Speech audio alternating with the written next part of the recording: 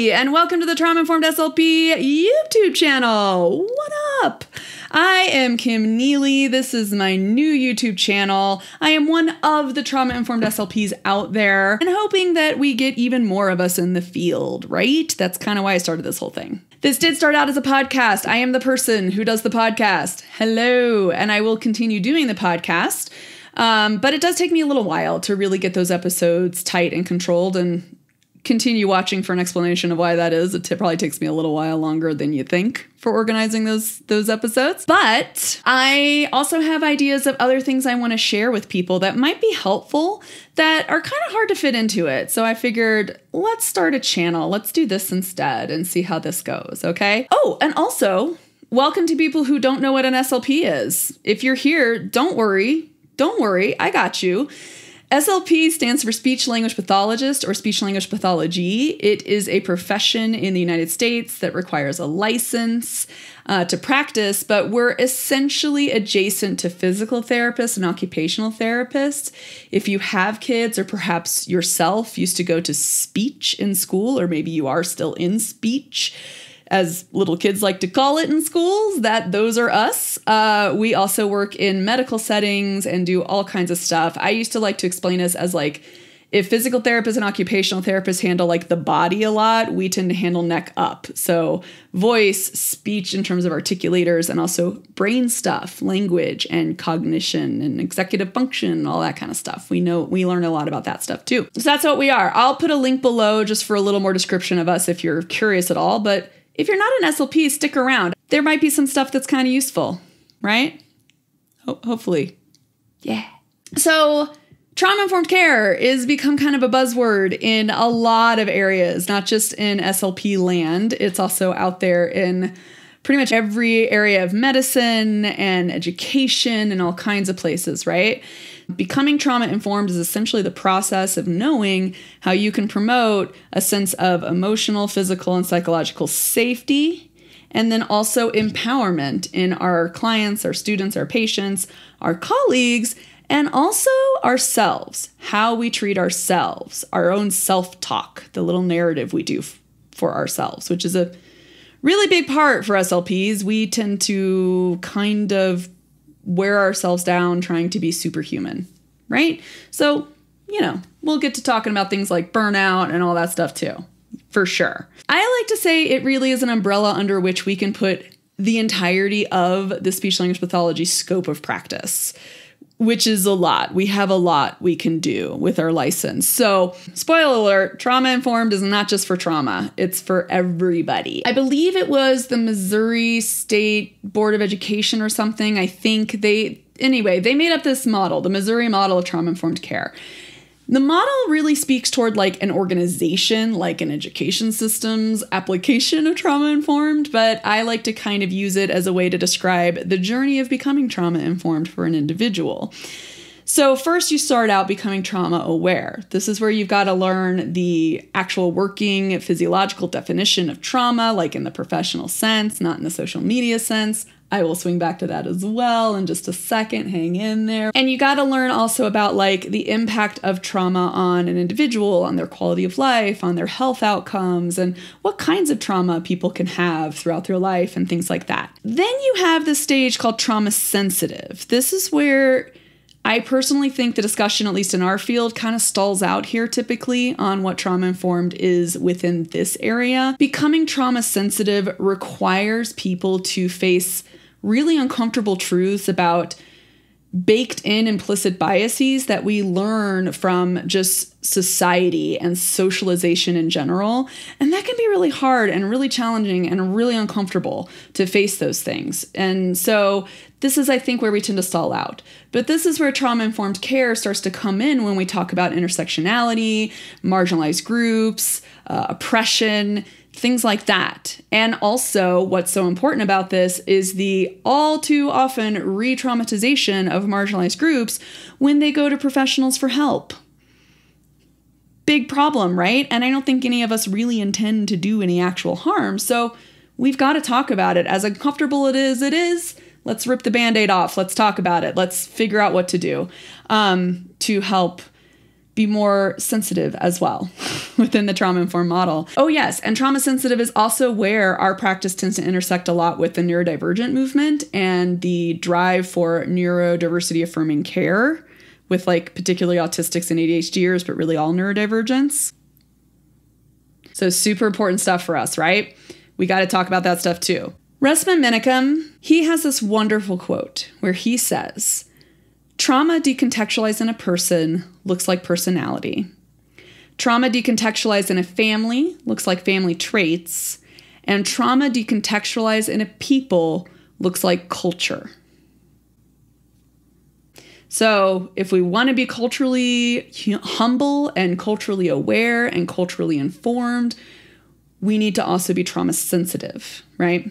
I personally think trauma sensitive is a great way to go through to that, because a lot of us like to think it's a checklist of things we just have to know about a culture, but ultimately it's not. It's really about what happened to that group of people that resulted in the culture they have, in the community that they have. It's kind of a meta way of going about it, but it does allow for a lot more nuance and a lot more humility going into working with people of a different culture from yours.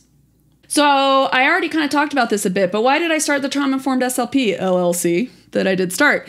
Because with the popularity of trauma informed as a topic, I mean, it's kind of everywhere right now. It's super popular, especially after the COVID shutdown. The popularity is likely going to lead to something called concept creep.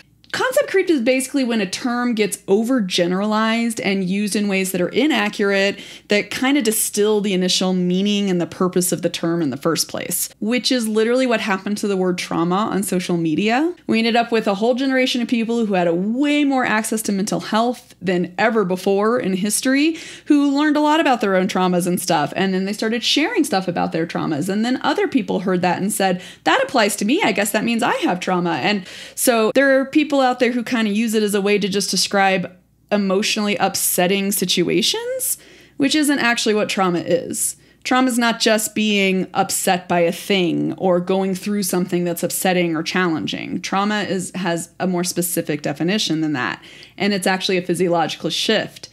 Not that I don't think there's a lot of unhealed trauma in the world, and a lot of undiagnosed trauma probably, but let's keep it in the right context, right? So this is a place to talk more about the concept creep idea and think more about, is that concept creep or is that just an expanding definition? Let's get into it. Let's get into the debate. Let's get into that spicy stuff. I love it. Let's do it. The other thing that I think we are at high risk for in our field is the fact that a lot of old treatment programs and treatment paradigms are likely going to co-opt the term trauma-informed.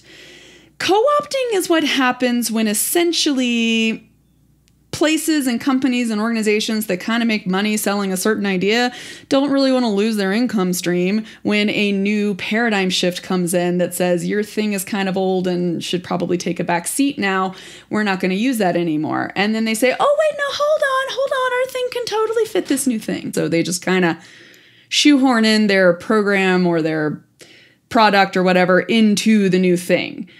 For example, the most prevalent thing in my mind would be when we shifted from what was diet culture, essentially like in the 70s up through the 90s, and then it shifted into wellness, right? So sometimes you see the exact same diet that people were on in the 70s now being sold as like a fast or a cleanse, right? So that's just co-opting the term wellness in order to sell essentially an old diet. You know what I mean?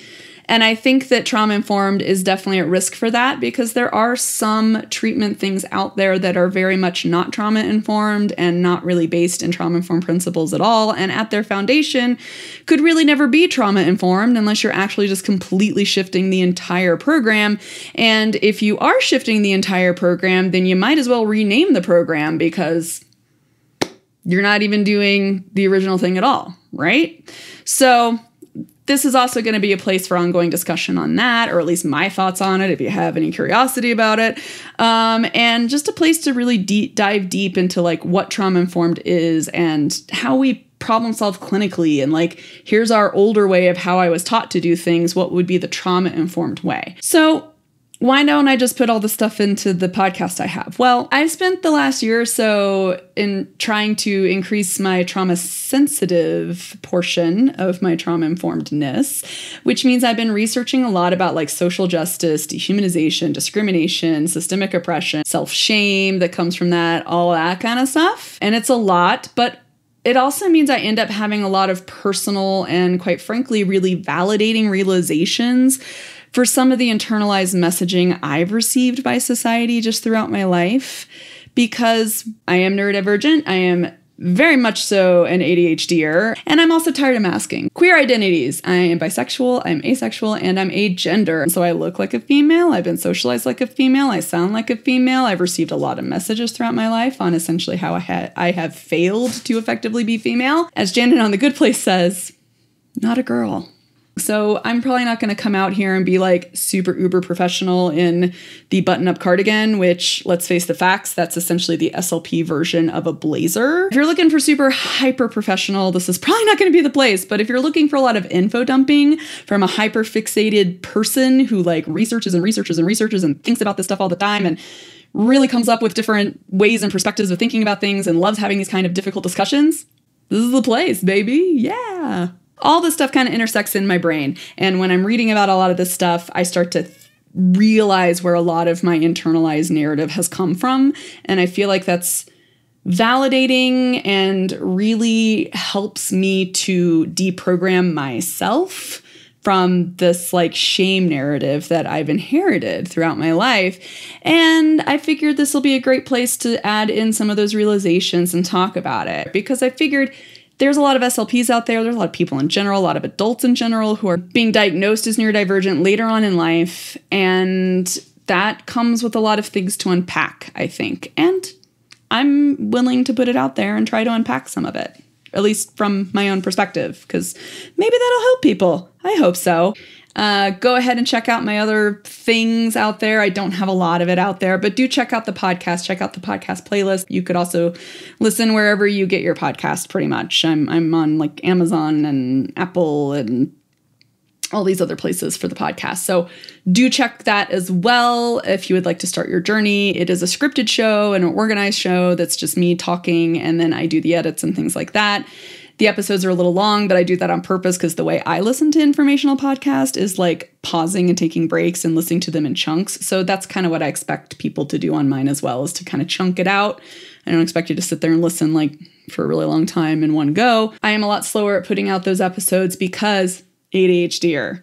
I get sucked into the research, I read a ton of stuff, and then I have to work on scripts to really organize and try to make sure I'm getting things out in hopefully a somewhat clear manner. When I do my realizations about myself on this channel, I will likely spend a little less time being super structured and organized with it. So it'll probably be a little more loosey-goosey, a little more informal, just so's you knows. All right, that's that. But please do come back. Oh, what is this? Is this hair? It's hair that I didn't put in the braid. Awesome. There's totally a fly in here, and it's kind of bugging me. It's kind of distracting me a little bit. Yeah. In focus, out of focus. Okay. And there goes that fly again. All right. Anyway, see you guys later. Bye.